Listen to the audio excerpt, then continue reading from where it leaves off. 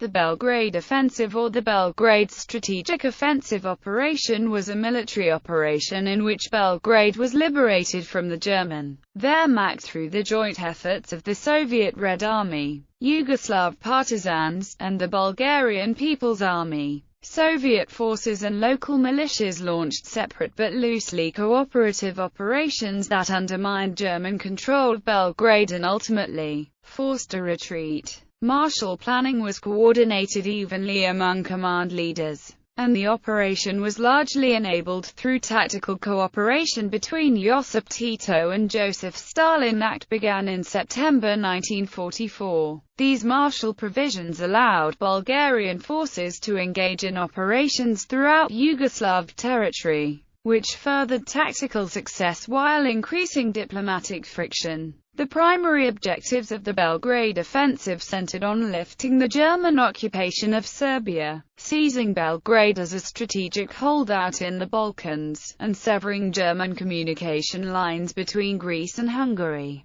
The spearhead of the offensive was executed by the Soviet Third Ukrainian Front in coordination with the Yugoslav First Army Group and 14th Army Corps. Simultaneous operations in the south involved the Bulgarian Second Army and Yugoslav 13th Army Corps, and the incursion of the Second Ukrainian Front northwards from the Yugoslav-Bulgarian border placed additional pressure on German command. There were additional skirmishes between Bulgarian forces and German anti-partisan regiments in Macedonia that represented the campaign's southernmost combat operations. Background: developments in Yugoslavia. By the summer of 1944, the Germans had not only lost control of practically all the mountainous area of Yugoslavia but were no longer able to protect their own essential lines of communication. Another general offensive on their front was unthinkable, and by September it was clear that Belgrade and the whole of Serbia must shortly be free of them. These summer months were the best the movement had ever seen. There were more recruits than could be armed or trained. Desertions from the enemy reached high numbers. One by one the objectives of resistance were reached and taken. Basil Davidson. In August 1943, the German Wehrmacht had two army formations deployed in the Balkans.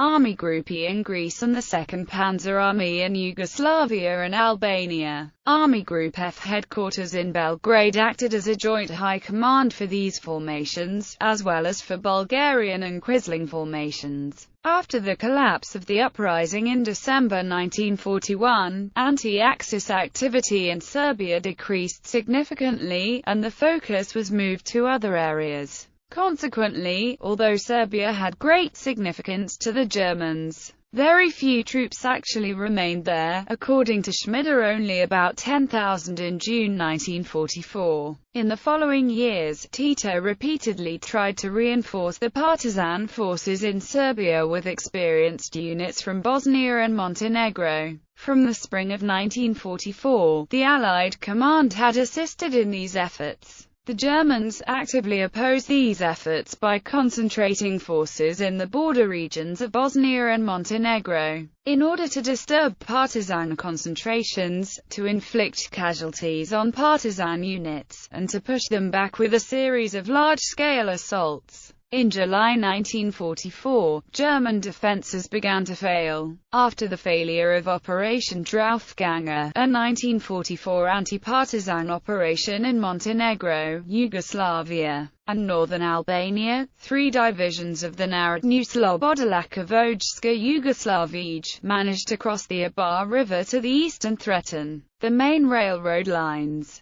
After the failure of Operation Rubazal in Montenegro in August 1944, 2 additional NOVJ divisions broke through the German blockade, successfully entrenching themselves in western Serbia. Army Group F Command responded by deploying additional forces. The 1st Mountain Division arrived in Serbia in early August, followed by the 4th SS Panzer Grenadier Division from the Thessaloniki area. Developments in Romania in late August 1944 confronted Army Group F Command with the necessity of an immediate large-scale concentration of troops and weapons in Serbia in order to cope with a threat from the east. The Allied Command, and the NOVJ Supreme Command, predicted this scenario and developed a plan for the occasion. On 1 September 1944, a general attack from the ground and from the air on the German transport lines and installations began. These attacks largely hindered German troop movements, with units disassembled and tied to the ground. In the meantime, the 1st Proletarian Corps, the main partisan formation in Serbia, continued with reinforcing and developing its forces and with seizing positions for the assault on Belgrade. On 18 September Valjevo was taken, and on 20 September Randalovac. Partisans achieved control of a large area south and southwest of Belgrade, thus forming the basis for the future advance towards Belgrade. In response to the defeat of German forces in the Jaski-Kishinev operation in late August 1944, which forced Bulgaria and Romania to switch sides, and to the advance of Red Army troops into the Balkans, Berlin ordered Army Group E to withdraw into Hungary. But the combined actions of Yugoslav partisans and Allied air forces impeded German movements with Ratweek, with the Red Army on Serbia's borders.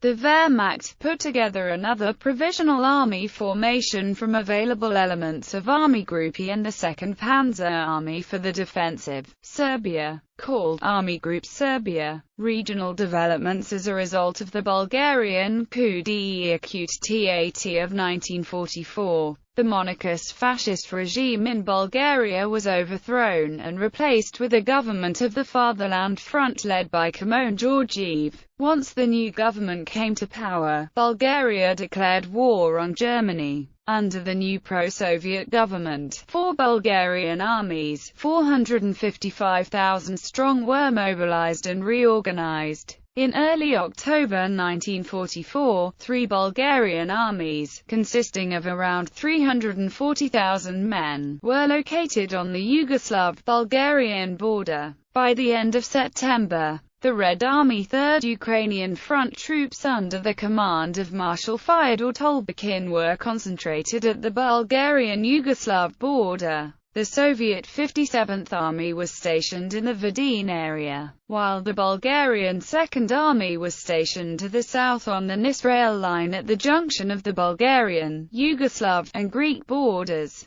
This allowed the arrival of the partisans' 1st Army from Yugoslav territory, in order to provide support to their 13th and 14th Corps collaborating in the liberation of Nis and supporting the 57th Army's advance to Belgrade, respectively. The Red Army 2nd Ukrainian Front's 46th Army was deployed in the area of the Teragova River, poised to cut the rail link between Belgrade and Hungary to the north of Ersac. Pre-operations were coordinated between the Soviets and the commander-in-chief of the Yugoslav Partisans, Marshal Josip Broz Tito. Tito arrived in Soviet-controlled Romania on 21 September, and from there flew to Moscow where he met with Soviet Premier Joseph Stalin. The meeting was a success, in particular because the two allies reached an agreement concerning the participation of Bulgarian troops in the operation that would be conducted on Yugoslav territory.